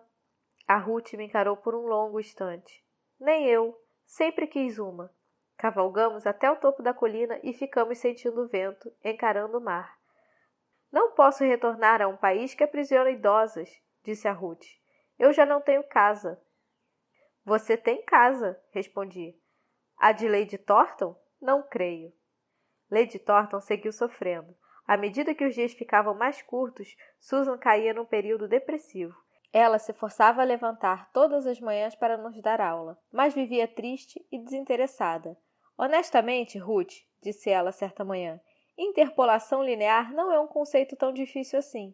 Eu ergui os olhos. Me parecia difícil. Desculpe, murmurou Ruth.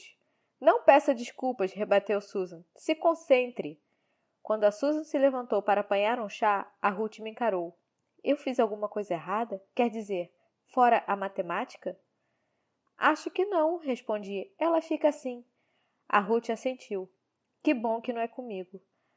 A Margaret vem para casa hoje à noite, disse Lady Thornton certa manhã durante o café, por causa das batatas. Que batatas? Indaguei. Lady Thornton franziu o senho.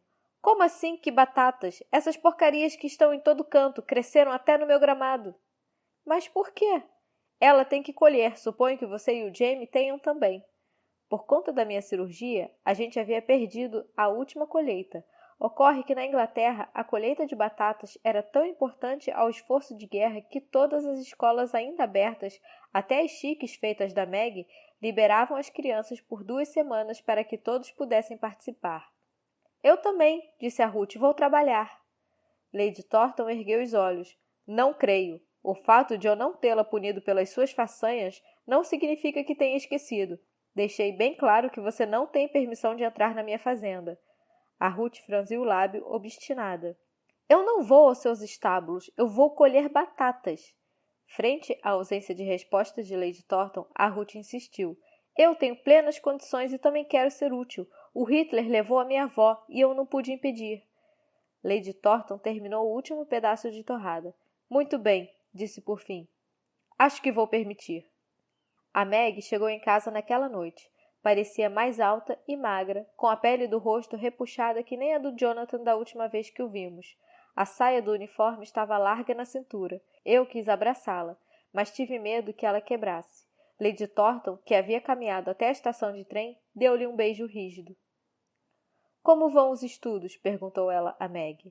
A Meg não havia trazido a mala, só uma mochila. Eu me ofereci para carregar e bamboleei com peso. Livros, explicou. Só trouxe livros, meias e calcinhas.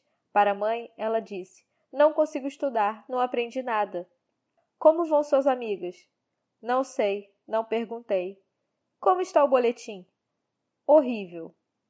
Até eu sabia que boletim significava notas, e que notas horríveis não eram coisa boa, mas Lady Thornton estava se esforçando. Eu balancei a cabeça para Meg. A Meg revirou os olhos e ficou em silêncio. Na sala de estar, a Susan havia posto o fogo bem alto. Labaredas dançantes iluminavam as deprimentes paredes cobertas com blackout. Lady Thornton se afundou no sofá, como se exaurida. A Meg apanhou a mochila da minha mão e subiu as escadas. Fui atrás. A porta da Ruth estava fechada. A Meg parou no meio do nosso quarto. A mamãe não está tão ruim quanto eu achei que estaria. Estamos de olho nela, respondi. A Susan e eu. Pensei em fugir da escola, fugir e vir para casa, mas não sei se teria ajudado. Agora, um monte de garotas já perderam parentes. Tantos locais diferentes sofreram bombardeios. A minha situação não tem nada de especial.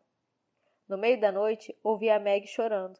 Fiquei calada. Depois de um tempinho, ela soltou uma fungada. Sei que você está acordada, estou te ouvindo respirar.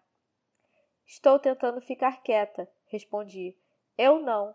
É um alívio tão grande não estar naquele dormitório. Você contou à mamãe ou a Susan sobre o nosso passeio com Jonathan? Claro que não. Que bom, disse a Meg. Eu a ouvi rolar o corpo.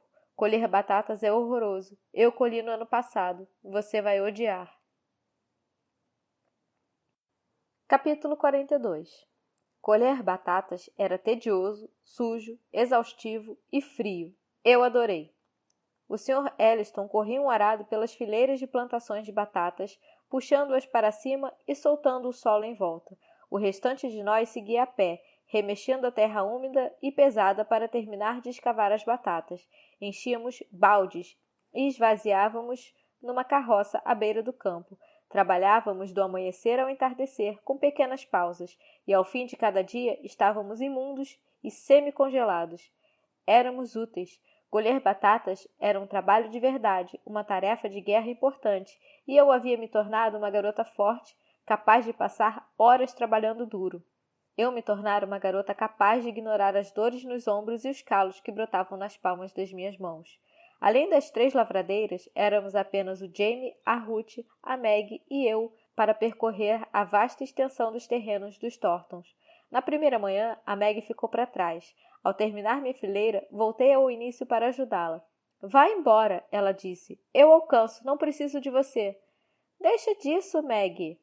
Ela cravou os olhos em mim. Estou fazendo o melhor. Meus dedos estão congelados. Odeio isso. Odiar não tinha nada a ver com nada, certo? Ninguém havia perguntado se queríamos colher batatas. Era trabalho de guerra, e esperava-se que fosse feito. Meus dedos também estão congelados, eu disse. A Meg parecia prestes a chorar. Queria que meu pai estivesse aqui. Queria que esse ainda fosse o meu quintal da frente. Queria o Jonathan. Eu ergui os olhos para a majestosa casa dos Thornton, à beira da plantação de batatas, com carros estranhos estacionados na entrada e homens desconhecidos de uniforme indo e vindo. A Meg vivera ali a vida toda. Agora dividia um quarto do antigo chalé do caseiro da família com uma órfã nascida na miséria. A Meg começara a vida com mais privilégio que qualquer pessoa que eu conhecia. A guerra só lhe trouxe perdas. Eu sempre fora aleijada e ignorante e passara a vida atrás de uma janela de um apartamento chechelento em Londres. Agora andava com os 2 pés, sabia ler e dividia o quarto e os livros com a filha de um barão. Exceto pela morte da mãe, eu só havia ganhado. A morte da mãe contava como perda ou ganho. A Meg se agachou. Minha mão encontrou uma batata. Torpedo! Gritei e atirei na cabeça da Meg. Ela deu um salto assustada e se virou para me encarar. Ria, por favor, eu disse. Foi engraçado. Ela riu, sua idiota. Você que é. Sorrimos uma para a outra. Então, as 2 atiramos batatas na Ruth. A Ruth jogou de volta. O Jamie e uma das lavradeiras entraram na bagunça. Arremessávamos uns nos outros batatas imundas e amassadas, cobertas de lamas. Uma das batatas da Ruth acertou minha boca. Parem com isso! Gritou a Rose. Era a lavradeira mais velha, a líder. Disparou em nossa direção, abanando o balde vazio. Parem com isso! Parem! Apanhem essas batatas agora! Parem de atirar batatas! Não podemos desperdiçar comida! Estamos no meio da guerra! O Jamie atirou uma batata na Rose. Ela agarrou no ar. Não me tente! Ralhou ela. Tenho 5 irmãos e a minha mira é melhor que a sua. Depois disso, a Meg até trabalhou mais rápido. Umas gargalhadas facilitavam a colheita. Durante o almoço, nos sentamos todos na comprida mesa da cozinha dos Elliston. A comida da senhorita Elliston era quentinha e gostosa. A Ruth mal havia falado durante a manhã e eu não a culpava. Você é a garota alemã? Perguntou a senhorita Elliston. A Ruth assentiu. O pai dela perdeu o emprego, expliquei, e a família dela perdeu tudo. E agora a avó dela está presa num lugar chamado Ravensbrück. Além disso, ela é judia. As lavradeiras trocaram olhares. Meus 2 meninos estão lutando na guerra, disse a senhorita Elliston. Encarou a Ruth de forma avaliativa. Não posso dizer que estou feliz com a sua presença aqui. Estou sendo honesta. Vejo que é apenas uma menina e lamento pelos problemas da sua família. Mas é difícil confiar em você, pode acreditar. Eu sei, respondeu a Ruth. Não culpo a senhora. A minha mãe não queria deixar ela colher batatas, disse a Maggie. Eu não chegaria a esse ponto, refletiu a senhorita Elliston. Toda a ajuda que temos ainda está longe de ser suficiente. Quando a minha mãe me trancava, contei a Ruth durante a caminhada de volta para casa, dizia a todos os vizinhos que eu tinha o miolo mole, daí ninguém tentava me ajudar. A Ruth me encarou. Não é a mesma coisa. Eu sou alemã e a gente está em guerra. Eu compreendo o medo deles. Tenho certeza que a sua avó vai ficar bem, eu disse. Tenho certeza de que não, respondeu a Ruth. A Ruth apanhou mais batatas que todos nós, incluindo as lavradeiras acostumadas a pegar pesado. No fim do dia, a Rose fez questão de cumprimentar a Ruth. Te vejo amanhã, ela disse. Vê mesmo, respondeu a Ruth com um sorrisinho. Eu joguei o último balde de batatas no carroção. A Rose me olhou perplexa. Por que fez isso? Você sabe que tem permissão de levar as batatas para casa. Eu não sabia. Sério? Quantas? A Rose abriu um sorriso. Quantas conseguir? Acha que temos esse duro todo de graça? Claro, respondi. É trabalho de guerra. Achei que fosse nossa obrigação. A Rose balançou a cabeça. Vocês são pagos também. Sério? Dinheiro de verdade? A Meg chegou por trás de mim. 2 shillings por dia. Foi isso no ano passado. 2 shillings por dia. E ela tinha ficado infeliz? Eu faria qualquer coisa por 2 shillings por dia. Enfim, uma chance de ganhar dinheiro. Ruth, vamos ganhar 2 shillings por dia. A Ruth abriu um sorriso. Jamie veio correndo. Eu também? Você também, disse a Rose. Você trabalhou duro. O Jamie sorriu. Era lama dos pés à cabeça, só se via os dentes ainda brancos. Enchi nossos baldes de coleta até a boca. A Meg encarou. Não vou carregar esse tanto de batatas até em casa. Meg, é comida. Pro inverno. A gente ganhou. A gente ganhou, repetiu Jamie. Estou com bolhas, disse a Meg. Eu espalmei as mãos molhadas diante dela. A Ruth veio e estendeu as suas. Uma estava até sangrando. A Meg suspirou e apanhou os baldes. Às vezes, Ada, disse ela, eu fico muito cansada com você servindo de exemplo para todo mundo. Se eu soubesse que vocês queriam um dinheirinho, disse a Susan no jantar, teria arrumado um jeito de dar a vocês. Não seria certo, respondeu a Ruth. Não posso pegar dinheiro de você. Você está sendo paga para me dar aulas. Também não quero seu dinheiro. Eu quero ganhar, eu disse. Ada, retrucou a Susan, eu já disse e repeti. Você não precisa se preocupar com dinheiro. Claro que eu precisava. Se algo de ruim acontecesse, seria muito melhor termos dinheiro guardado. Ela cravou os olhos em mim. Você não é capaz de aprender a confiar? Apanhei um pedaço de pão, dei de ombros e desviei o olhar. Mãe, disse o Jamie com profunda satisfação. Minha mão comichou para descer um tapa nele. Naquela noite, ouvi um barulho do outro lado da parede do meu quarto. A que dava para o quarto da Ruth. Meg? Chamei me sentando. A Ruth está chorando. A Meg se sentou também. Ela não quer a gente bisbilhotando, concluiu, depois de um instante. Ela nunca chora. Eu me levantei e fui até o corredor. Bati à porta da Ruth. Venha ficar comigo e com a Meg. A Ruth não destrancou a porta. Por favor, vá embora. O choro parou. Eu, pelo menos, não ouvi mais. Na segunda manhã da colheita, acordei com o corpo rígido e todo dolorido. Estava pior do que quando aprendi a andar sozinha. Na hora do almoço, minhas mãos doíam tanto que eu mal conseguia segurar o garfo. Todos estávamos doloridos. Era trabalho demais. À noite, tomamos banho e fomos cedo para a cama. Lady Thornton torceu o nariz para as bolhas da Meg. Você tem que usar luvas. As minhas mãos estão iguais às de todo mundo, respondeu Meg. A senhora já viu as da Ruth? Claro que não tinha visto. Desde a morte do Jonathan, Lady Thornton mal enxergava a Ruth. Na hora do jantar, porém, ela cortou a carne de seu prato e dividiu entre nós. A Meg, o Jamie, a Ruth e eu. E se serviu de mais batatas. Isso a gente tinha de sobra. Passamos 12 dias colhendo batatas. Cada um de nós trouxe para casa mais de 4 quilos de batatas por dia, o que significava que, ao final, havíamos apanhado quase 50 quilos de batatas. Lotamos o quartinho dos fundos. Podíamos passar o inverno todo comendo batatas. Não precisaríamos entrar na fila nem carregá-las para casa desde a cidade. Um quartinho cheio de batatas. No apartamento da mãe, a gente nunca tinha nada extra guardado. Além disso, cada um de nós ganhou 24 xilins. 24 xilins, mais que uma libra. Nunca na vida esperei ter tanto dinheiro de uma vez só. Certamente, a mãe nunca teve. Eu contei os xilins sobre a mesa. 4 pilhas de 6, 8 pilhas de 3, 6 pilhas de 4, xilins, xilins, xilins. O dinheiro poderia ser um tipo de guardião. Ada, a Susan se sentou ao meu lado com um suspiro. Você pode morrer, eu disse. Eu não vou. Mas pode, respondi. O Jonathan era piloto. A mãe do Stephen foi a Blitz, já passou. A Becky. O nome da Becky estava entre nós. A Becky que a Susan amava. A Becky que eu nunca havia conhecido. A Becky que estava morta como a mãe. A Susan pegou minha mão.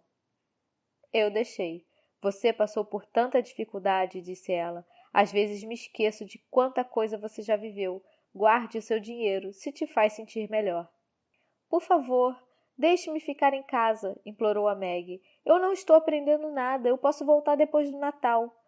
Não seja ridícula, retrucou Lady Thornton. Você está mais segura na escola.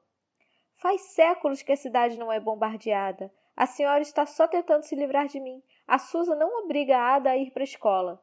A Susan conhece a minha posição, e você também. Essa questão não está aberta a debate. Não fale comigo como se eu fosse uma das mulheres do SVF, brandou a Maggie. Eu sou sua filha. Finja que tem alguma compaixão. Foi golpe baixo, mas eu não a culpava. Vou ficar de olho nela, eu disse a Maggie ao me despedir. Vou te avisando de como ela está. Obrigada, respondeu a Maggie com um abraço. Quem está de olho na Maggie? Perguntei a Susan. Ela tem amigas na escola, tem professoras. Eu balancei a cabeça. Ela precisa de mãe. Capítulo 43. Cerca de uma semana depois, estávamos todos, exceto Lady Thornton, que havia ido mais cedo para a cama, sentados diante da lareira, escutando o noticiário das 9. De repente, alguém bateu à porta. A Susan deu um salto. Eu pulei também. Telegrama? Àquela hora? Era o Fred. Ele gaguejou, grunhiu e largou um jato de vômito no chão.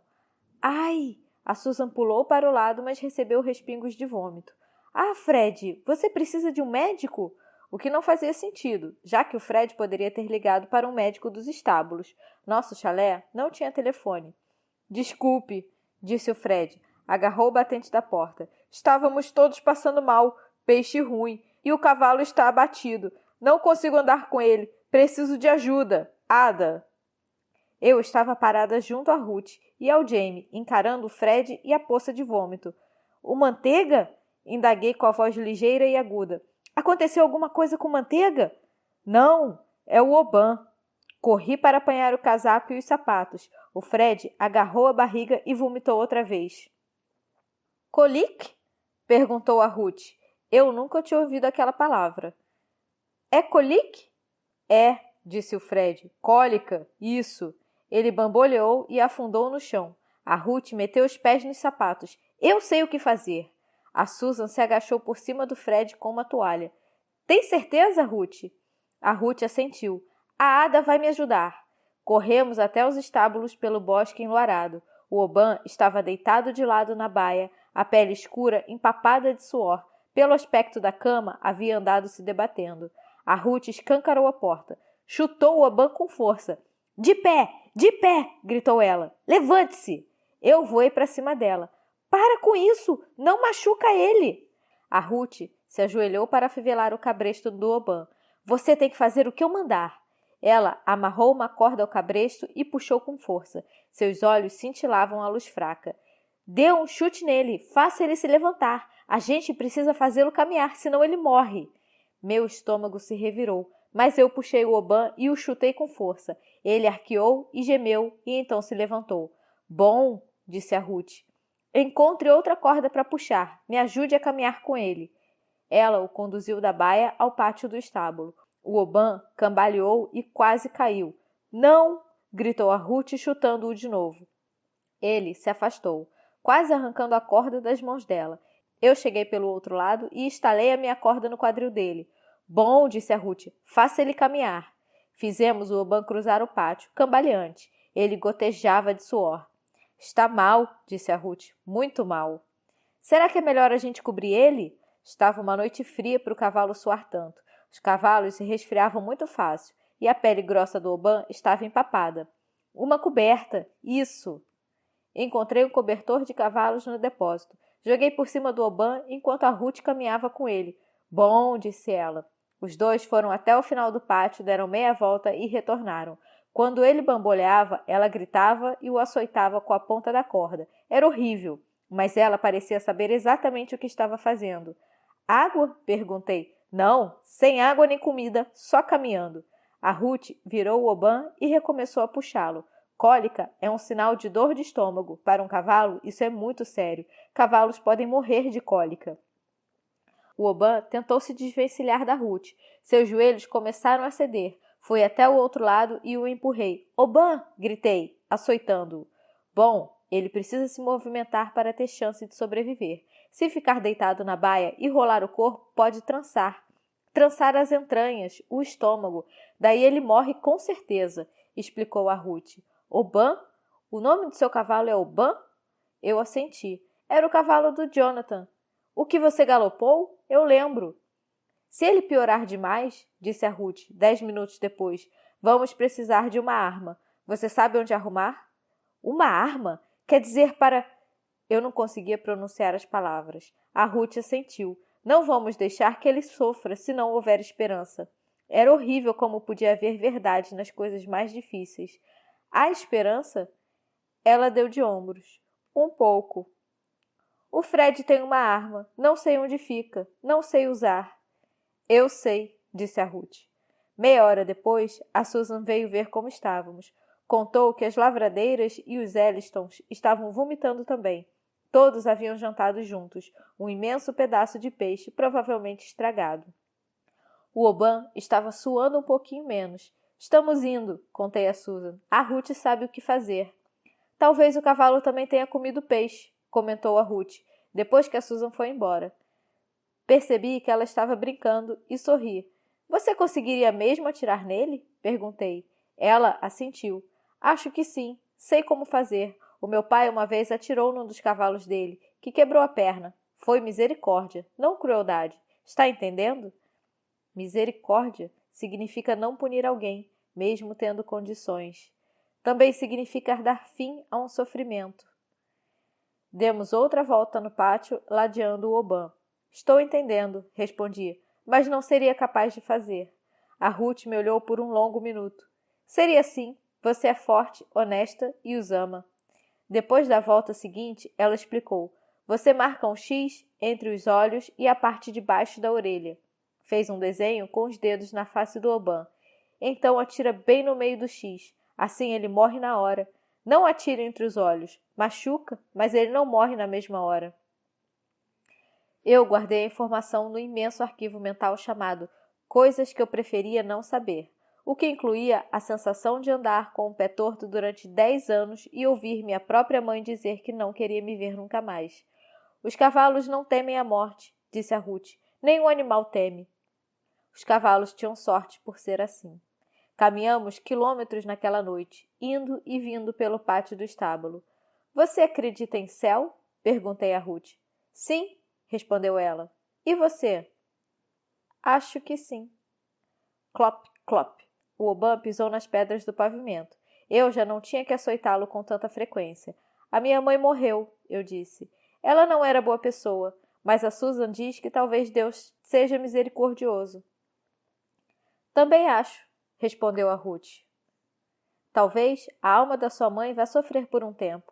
Quem sabe ela se arrependa, então vai poder ficar para sempre com Deus. Quem sabe? Eu gostava dessa expressão. Quem sabe?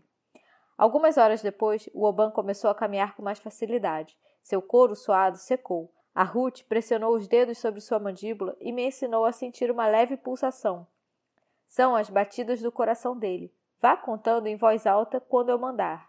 Eu contei. A Ruth conferiu no relógio de pulso. Meneou a cabeça. Está acelerado, mas não demais. Quando os cavalos sentem dor, o coração acelera. Ela deixou o Oban beber um golinho de água. Então caminhei com ele sozinha para dar um descanso a Ruth. Fui e voltei, fui e voltei. Quando me cansou, ela tornou a assumir. Nós duas nos enrolamos em cobertores de cavalo e continuamos caminhando, indo e vindo pelo pátio frio e escuro. Conversamos a noite toda. Eu nunca tinha ouvido a Ruth falar tanto. Ela me contou sobre o seu próprio cavalo na Alemanha. Parece esse aqui, disse ela, afagando a cara do Oban. Qual é a palavra em inglês para essa cor? Baio, respondi. Ele é um puro sangue. Isso. O meu é mais pesadão. Onde ele está agora? Sua expressão se entristeceu. Não contamos a ninguém sobre a nossa partida. Tivemos que dar um jeito de fugir. Os cavalos estavam num estábulo de aluguel, com a hospedagem do mês paga. Alguém deve tê-los pegado. Eram bons cavalos. Contei a Ruth sobre o dia em que saltei com o Oban para fora do pátio do Manteiga. Ela riu. Parece algo que eu faria, ela disse. Somos parecidas, eu e você. O Oban parou de andar. Eu puxei a guia. Ele puxou de volta, ergueu o rabo e despejou uma pilha fumegante de esterco nas pedras. Wunderbar! Gritou a Ruth com um pulinho. Abraçou-me e esfregou a mão com tanta força na testa do Oban. Lindo! Bom! Bom, rapaz! Isso é um bom sinal. Ele está melhor. Talvez não morra. Não vai morrer? Hoje não, disse a Ruth me abraçando. Hoje não. Nós o salvamos. Capítulo 44. De manhã, ao saber do Oban, Lady Thornton ficou vermelha de raiva. Por que diabos vocês não me acordaram? Eu sei lidar com cólicas de cavalos. Óbvio que eu sei, honestamente. Por que diabos? Aquilo nem sequer tinha me passado pela cabeça. Quando comecei a cavalgar, Lady Thornton me ofereceu a ajuda do Fred, não a própria. A Ruth sabia o que fazer, respondi. Lady Thornton se impertigou. Por que não me acordaram? Indagou ela, num tom mais alto. Susan! A Susan abriu a boca, então fechou. Não acharam que eu pudesse ser útil? Não acharam que eu devesse ser informada? A Susan parecia incomodada. Não pensei em nada, respondeu ela. Me desculpe. E se ele tivesse que ser abatido? O queixo da Susan caiu. Eu não achei. A gente teria feito, respondi. A Ruth falou. Ela sabe. Você teria deixado essas crianças tomarem uma decisão dessas sozinha? Gritou Lady Thornton. Vocês teria deixado suportar uma tragédia dessas? Eu não sabia, disse a Susan. Elas disseram que sabiam o que fazer. Eu não sabia que poderia ser tão ruim. Eu sabia, retrucou Lady Thornton. Não sou tão incompetente assim. Não preciso ser tratada feito um bibelô. Estenda a mim a honestidade e franqueza que estende a todo mundo e, pelo amor de Deus, da próxima vez que houver algo errado, me tire da cama. Ela olhou de volta para mim e a Ruth. Na verdade, foi a Ruth, soltei. Eu não sabia nada de cólicas. A Ruth salvou ele. Obrigada, disse Lady Thornton. Muito obrigada. Ela estendeu a mão, a Ruth a apertou. Aquele cavalo é muito importante para mim. Estou com raiva por não ter sido chamada, mas não era sua responsabilidade fazer isso, e não estou de forma alguma irritada com você. Estou muito grata. Por favor, saiba disso. Fico feliz por ter podido ajudar, respondeu a Ruth. Ele me faz lembrar o cavalo que eu deixei para trás. Fui às compras com Lady Thornton. Ela e Susan agora se revezavam e eu com frequência ia junto. A senhora estava errada em relação a Ruth, comentei. Obrigada, Ada, respondeu ela, seguindo marchando pela rua, os calcanhares pesados ecoando no pavimento. Vou tirar minhas próprias conclusões. O Oban teria morrido sem ela. Eu tinha que correr um tantinho para alcançá-la. Nunca ouvi falar em cólicas. Não teria sabido o que fazer. Eu teria. No futuro, você vai se lembrar disso. Mas a Ruth deu conta. Ela fez tudo direitinho. E eu sou grata. Ela me olhou de soslaio. Sei que você ainda está permitindo que ela cavalgue o seu pônei. Perguntei ao Fred Grimes. Ela não entra nos estábulos. Eu a encontro na estrada. Exceto por ontem à noite, óbvio, disse Lady Thornton secamente. Nenhuma de vocês me considera competente. Isso está muito claro. A Ruth precisa de cavalos como eu precisava, expliquei. Como a Meg precisa. A senhora não está usando. Seria como deixar o chalé vazio e não permitir que a Susan e nós morássemos lá. Lady Thornton fechou a cara. Não é a mesma coisa, Ada. Ela é Eu interrompi. Ela não tem culpa do lugar onde nasceu. Na semana seguinte, a Ruth recebeu uma carta da mãe, abriu a mesa do jantar e todos vimos seu rosto desabar. Lágrimas lhe encheram os olhos e desceram pelas bochechas. Ela morreu, sussurrou a Ruth. Eu agarrei a mão dela. A sua mãe? A Ruth balançou a cabeça. A minha avó. Morreu naquele campo. Ela jogou a carta sobre a mesa. Morreu em paz, disseram os nazistas. Lady Thornton pigarreou. Para os mais velhos, uma morte pacífica pode ser uma bênção, disse ela. A Ruth cravou os olhos nela. Se a senhora acha que a minha Oma morreu em paz, ainda não entende nada sobre o Hitler. Ela se levantou e subiu a escada batendo os pés. Trancou-se no quarto até a manhã do dia seguinte. Durante o café, encarou a aveia com os olhos fundos. É o começo das más notícias. Se mataram a minha avó, ninguém da minha família na Alemanha vai sobreviver a essa guerra. Lady Thornton limpou a boca no guardanapo e pediu licença para se retirar da mesa. Subiu e, ao descer, jogou um par dos seus próprios culotes no colo da Ruth. O Oban parece plenamente recuperado, disse ela, e espero que esteja disposta a exercitá-lo para mim. Ele fica bem melhor quando cavalgado todos os dias. A Ruth abriu a boca, tornou a fechar, abriu de novo. Sim, disse, por fim. Obrigada. A Ruth e eu cavalgamos juntas no Oban e no Manteiga sobre o vento ligeiro de outubro. Só a passo calmo por enquanto, até garantirmos que ele está bem, disse a Ruth. Estava frio para não correr, mas eu concordei.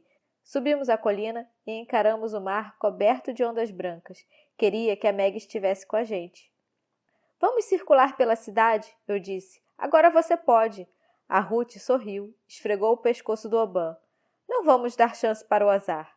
Eu a observei, calma como sempre. Eu sinto tanto sobre a sua avó. A Ruth assentiu. Você teria gostado dela. Capítulo 45. As provas da Ruth já estavam quase chegando. Ela agora passava as noites resolvendo problemas de matemática diante do fogo. Debatia com a Susan usando palavras que eu nunca havia ouvido. Algoritmo, interpolação, otimização.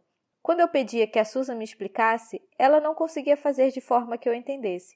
As coisas que eu não sei simplesmente não têm fim, resmunguei. O mundo inteiro é assim, disse Lady Thornton das profundezas das poltronas de braços, cheios de coisas que a gente não entende.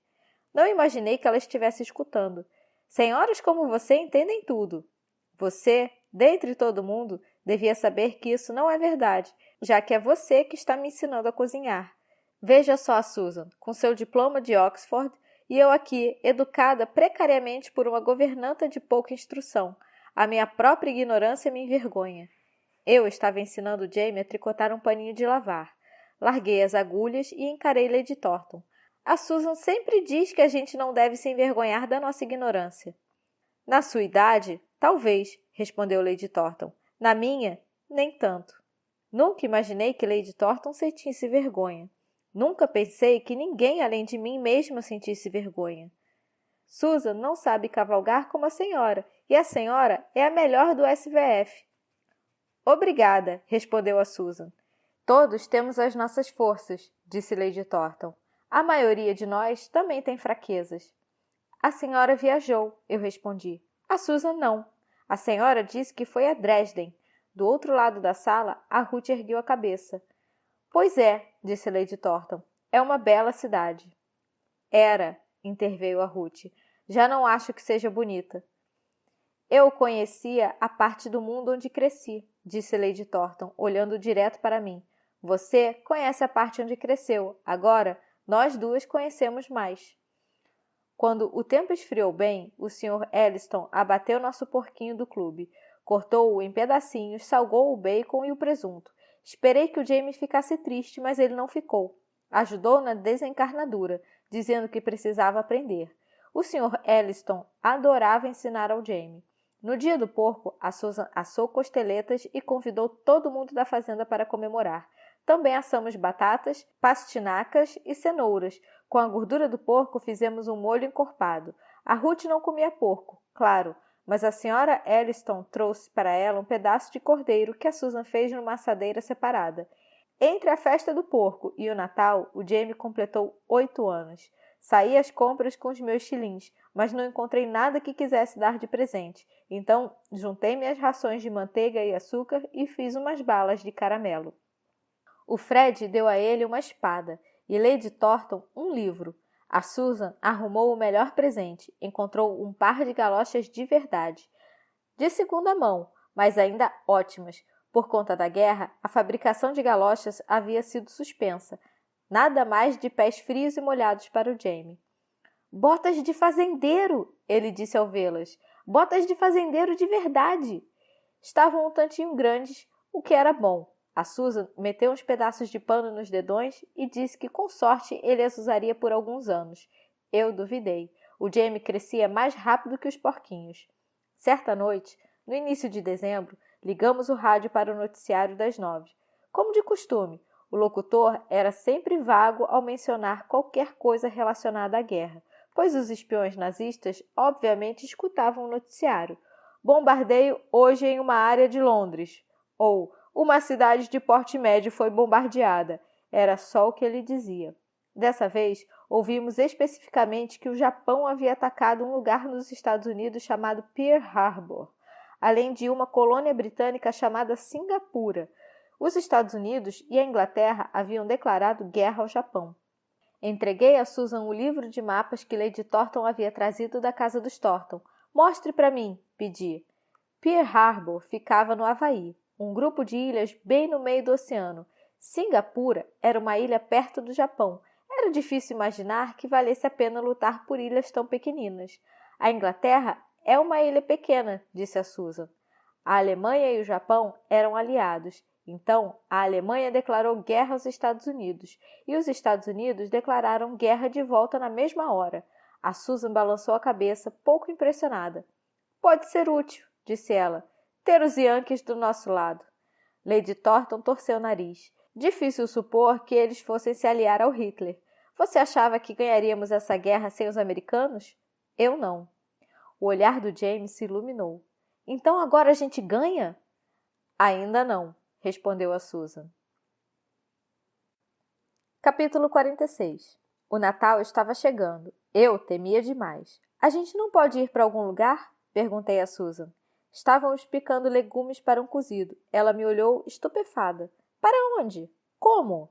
Por conta da guerra, ninguém deveria viajar a lazer. A sua viagem é mesmo necessária? Se lia em grandes pôsteres nas estações de trem. Para qualquer lugar, respondi, longe daqui. O chalé estava repleto de tristeza, melancolia e lembranças do Jonathan. Talvez possamos visitar a sua família, seus irmãos e seu pai. Seria um pouco como ter primos e um avô. A Susan estremeceu. Nem pensar. Gostaria que fosse boa ideia, mas na verdade é uma ideia péssima. Ela baixou a faca. Sei que você não entende, mas acho que um dia vai entender. A minha família me odeia de verdade por coisas que eu não posso mudar. Eu queria que eles não me odiassem, mas eles me odeiam. Não entendo. Você não é aleijada. Não tem nada de errado com você. A minha família é que tem problemas, não eu. Eles. Mas eles estão errados. A Susan me encarou nos olhos. Pois é. A minha mãe morreu, você sabe disso. O meu pai está errado. Ele devia me amar. Não ama. Não posso consertar isso. É difícil, mas é verdade. Feito a mãe. Nunca pensei que a família da Susan fosse feito a mãe. Eu ainda ouvia a mãe dentro da minha cabeça. Quem é que ia querer você? Eu respondo. Ninguém. Sentei-me à mesa e afundei a cabeça entre os braços. O Jamie entrou se arrastando pela porta dos fundos. Vou matar a Penífera para a ceia de Natal, anunciou ele, já que ela está muito velha para botar ovos. Ada, por que você está chorando? Eu ergui um tantinho a cabeça. Porque o pai da Susan não ama ela e a nossa mãe não amava a gente. O Jamie soltou uma bufada. Claro que ela ama! Ele largou os braços do pescoço da Susan. Você ama a gente, não ama? A Susan deu-lhe um beijo. Amo muito vocês dois. Era a segunda vez que ela dizia que nos amava. Aquilo me fez chorar ainda mais, embora eu não tivesse ideia do motivo. Na manhã seguinte, em vez de fazer as tarefas escolares, desenhei um tipo de mapa diferente. Comecei do lado esquerdo, com uma caixa escura e uma garota presa dentro. Então, um trem, o Manteiga, a casa antiga da Susan, o chalé onde morávamos agora, a Meg, a Ruth e Lady Thornton, o Jamie dependurado numa árvore com os 2 braços bons. Acima de nós, dragões circundando o céu. No centro, a Susan, corajosa feito Santa Margarida, uma espada reluzente na mão. O que vem em seguida? Perguntou a Susan ao ver o desenho. Esse é o mapa do seu passado. O que está no mapa do seu futuro? Eu a encarei. O que você quer? Insistiu ela. Eu não fazia ideia. Quando fui evacuada, eu queria ser feito a garota no pônei, correndo com o trem. Agora eu era. Certas partes de mim ainda eram confusas, mas talvez aquela garota também fosse confusa. Eu só a havia visto por fora. Quero ir a outros lugares, respondi. Quero viajar, quero conhecer Dresden. A Susan me abraçou. Quando a guerra acabar, você vai. O que você quer para o futuro? Perguntei ao Jamie. Ele refletiu. Mais galinhas. Fim, 4ª parte do livro A Guerra que Me Ensinou a Viver. Até o próximo episódio.